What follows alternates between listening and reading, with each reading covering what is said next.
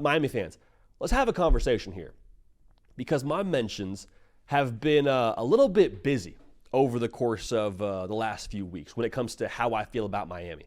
And I'll be real, it's been a little bit surprising to me, and I'll tell you why. So the pushback has been, hey, we think Miami probably should be ranked a little bit higher than where you have us, JD. I have Miami right around 6 in my own personal rankings after this past weekend.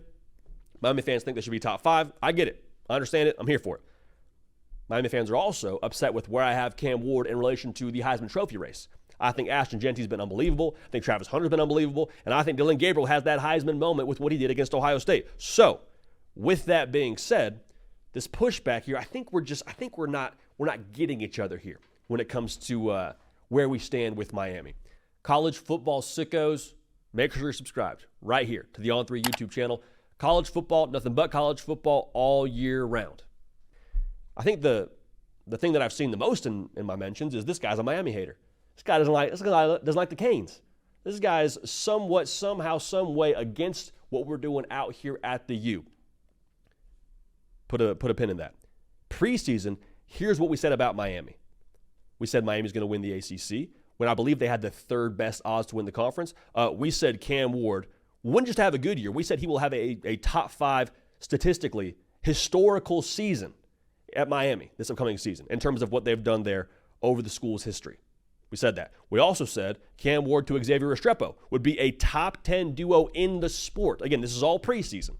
So this guy doesn't like Miami. I'm not seeing it. I'm not seeing it so much. I'll also say this. When we first started this show in Waco, Texas, in a lobby, at that point in time, we're doing like a couple hundred views, all right? Like we're not moving the needle at all. However, the Miami Hurricane fan base, one of the first fan bases to wrap their arms around us and to welcome us into this college football space. So there's a special place in our heart for the folks out there at the U. I'll say that. But let's talk about this. The conversation of, well, we should be ranked higher. JD, the college football playoffs got us at 4. You got us at like 6. What's going on here? Here's what I would say. Do you think you should have beat Cal by 20? Yeah, probably right.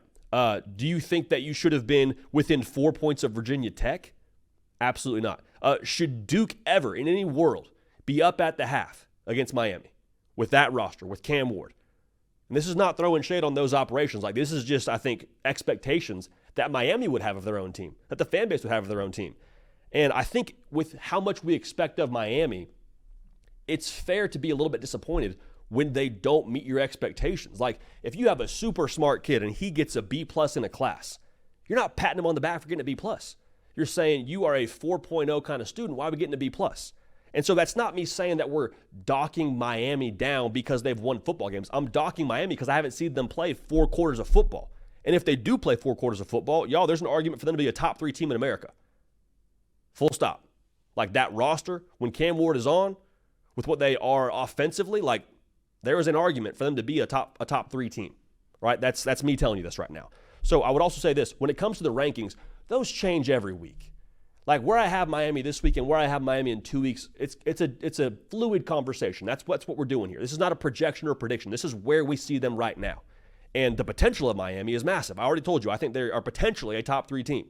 But with what they haven't done against a Tech, against a Cal, against a Duke even at times, I'm left wanting more. So nobody's down on Miami. If anything, we just have high standards for Miami, and we want to see them reach that. So in the Cam Ward Heisman discussion, kind of like the rankings. Fluid, it's not a prediction. When you see those graphics on Sunday morning, and it has myself, Ari Wasserman, Andy Staples, Charles Power, and it has our Heisman rankings on it, those are not predictions. If you're asking me to predict right now, I'd say Cam Ward's probably going to be second in the Heisman Trophy race behind a guy like Travis Hunter. And even Cam Ward can move ahead of him, just so we're on the same page there. But the reason why I haven't moved Cam Ward ahead of guys like a Dillon Gabriel, to me, the Heisman is so much about the Heisman moment, for better or for worse. And Cam Ward, like, it's not his fault. Where's that Heisman moment at this point in the year?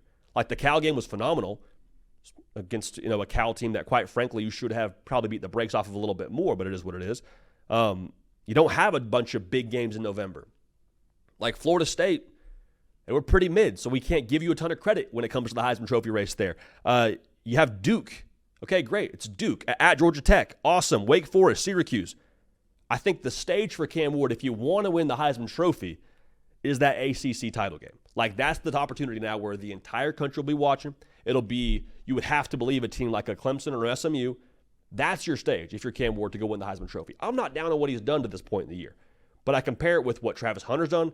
It's pretty historical. Compare it with Ashton Genty, kind of same deal, pretty historical. Dylan Gabriel, the Heisman moment against Ohio State, I think that helps him a little bit when it comes to that discussion. So I'm not down on Cam Ward. I'm not down on Miami. Again, this is just a fluid situation. I think the Canes are going to be phenomenal this year, but that's just the way this whole thing shakes out for me.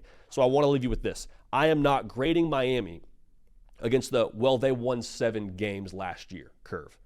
Like, that's great. If we're grading them on that curve, absolutely, put Miami wherever you want. I'm grading Miami against their potential.